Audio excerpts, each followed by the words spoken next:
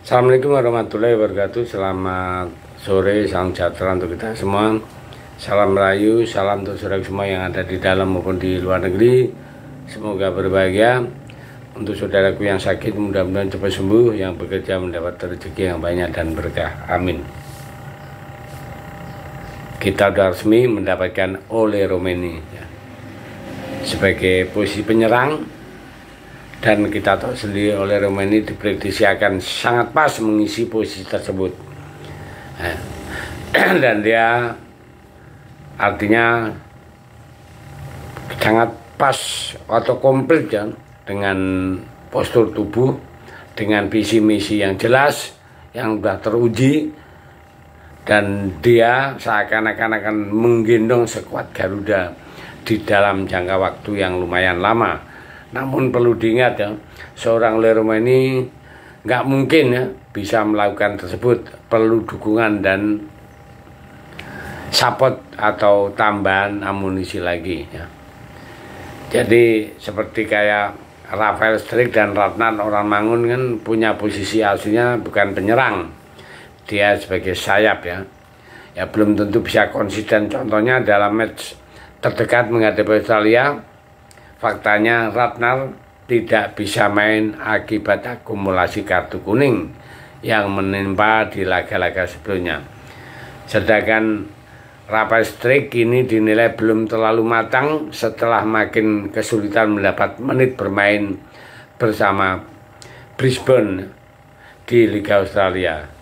Selain mereka berdua, pemain yang berada di posisi yang sama tentu aja nggak banyak, hanya beberapa pemain lokal layaknya Witan dan Egy ya. Jadi mungkin Eleno bisa saja sih, tapi bukan posisi aslinya. Dan untuk lini serang ya, di posisi Piala Dunia tentu saja lini depan sangat penting, sehingga kini kembali mencuat beberapa nama baru yang makin kesini makin banyak diaspora berdarah Indonesia bermunculan ya ke permukaan. Media Belanda pun menyampaikan ya, dari media pos ya, striker atau penyerang yang mana yang mau direkrut oleh PSSI, mengingat PSSI pusat sendiri masih langka atau barangnya ya, seperti Mausi Citra dan Miliano Jonathan yang selama ini udah menunjukkan minat. Namun selain dua nama tersebut kini mencuat nama Delano ya, serta Dean Zamberhan, di mana Delano muncul setelah masuknya Patrick ya. Jadi hal itu menggugah peminat ya, sehingga pemain 20 tahun tersebut, Delano sendiri itu berposisi sebagai midfielder ya. Jadi bermain untuk U21 di Liga Belanda.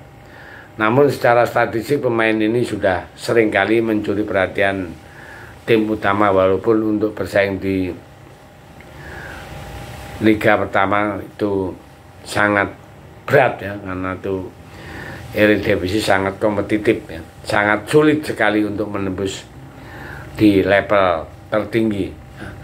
Sementara untuk Dean Zamberhan itu kembali mencuat setelah media Belanda melaporkan transfer dari FC Dordrecht ke Vel, sama-sama klub kasta kedua Liga Belanda ya.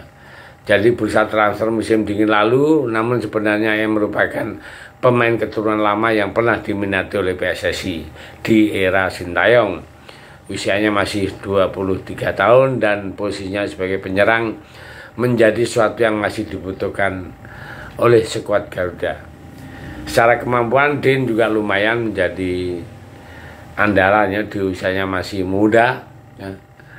Dan dari permainannya dia sudah mengemas 3 gol dan 3 assist dari 25 pertandingan bersama FC Dordrecht di setengah musim lalu. Sebelum pindah dan sepanjang karirnya profesional, dia sudah sudah mengemas 27 gol serta 12 assist dalam 97 laga. Oleh karena itu pemain itu masih layak untuk dipantau bila jika transfernya ini berhasil, tentu saja sangat memungkinkan untuk di-guide. Nah, itu jadi saat ini PSSI ya, khususnya Pak Erick Thohir ya, tidak pernah berhenti untuk bermanuver. Karena apa? Karena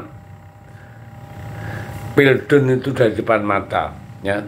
Sudah di depan mata, sudah didanai besar, sudah pokoknya sudahlah, sangat luar biasa di posisi ketiga ya. Kalau tidak sekalian dikasih tenaga yang luar biasa, ini akan sayang sekali, percuma kalau bahasa Malaysia ya.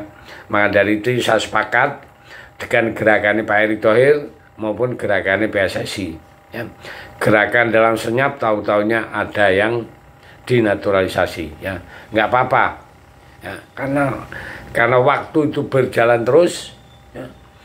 Tinggal bulan depan itu adalah babak penentuan. Bermain dengan Australia dan Bahrain itu adalah laga, betul laga sangat krusial sekali. Kalau bisa memenangkan atau minimal draw, itu harapannya lebih besar ya untuk melangkah selanjutnya. Tapi kalau kalah, waduh, berat. Tapi masih ada kan, masih ada Bahrain dan Cina. Tapi kalau ini bisa 1 poin udah lumayan ya. Saya pikir itu. Terima kasih. Merdeka.